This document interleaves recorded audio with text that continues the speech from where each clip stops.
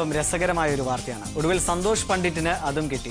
പടമിറങ്ങി 2 ആഴ്ച തികയും മുൻപേ ഒരു അവാർഡ് നൽകിയതാകട്ടെ മലയാള സിനിമയിലെ കാരണവരായ നടൻ മധു. അവാർഡ് ചടങ്ങ് നടന്ന തിരുവനന്തപുരത്തെ YMCA ഹാളിൽ സൂചി കുത്താൻ ഇടമുണ്ടായിരുന്നില്ല. ഇവിടെയും സന്തോഷ് പണ്ഡിറ്റിന്റെ ആരാധകർ.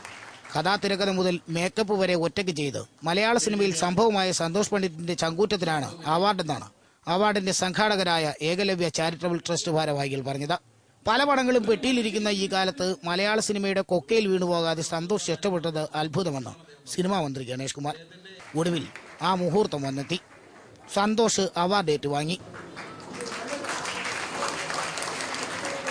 3 മിനിറ്റ് മുതൽ 15 മിനിറ്റ് വരെ നീണ്ട തെറികൾ സിനിമ റിലീസായപ്പോൾ കേട്ടെന്ന് സന്തോഷ് പണ്ഡിറ്റ്. പല SD കാളുകളും വിളിച്ചയാളിന്റെ കാശ് തീർന്നതുകൊണ്ട് മാത്രം കട്ടായി പോയെന്ന പരിഭവം. കൃഷ്ണൻ രാധയ്ക്കും പ്രചോദനമായത് ശ്രീ മഹാഭാഗവതമാണത്രേ. അടുത്ത ഡയലോഗ്: സിനിമ സംവിധാനം ചെയ്തതും അഭിനയിച്ചതും മനഃപൂർവ്വമാണ്.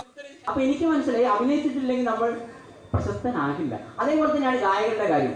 ഞാൻ ആരും ചെറുതാന്ന് പറയല്ല, പക്ഷെ ഞാൻ പറഞ്ഞാൽ ഇവിടെ പ്രശസ്തിയാണ് നിങ്ങൾ ആഗ്രഹിക്കുന്നെങ്കിൽ എന്ത് സൗണ്ട് ഉണ്ടെങ്കിൽ നിങ്ങൾ പാടണം, ഒരു കഴിവില്ലെങ്കിൽ നിങ്ങൾ അഭിനയിക്കണം, എന്നാലൊക്കെ നിങ്ങൾക്ക് രക്ഷപ്പെടാൻ പറ്റൂ. ഒടുവിൽ പുതിയ സിനിമയായ ജിത്തുബായി എന്ന ചോക്ലേറ്റ് ബായിലെ പാട്ടും പാടി സന്തോഷ് ഞെട്ടിച്ചു.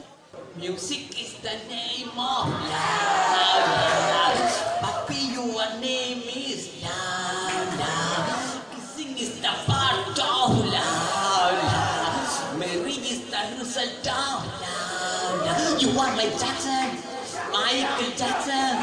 You are my hero, superhero. Music is the name of love. Papi, your name is love. ആനന്ദലബ്ധിക്ക് ആരാധകർക്ക് ഇനി എന്തു വേണം? ഏഷ്യാനെറ്റ് ന്യൂസ്, തിരുവനന്തപുരം.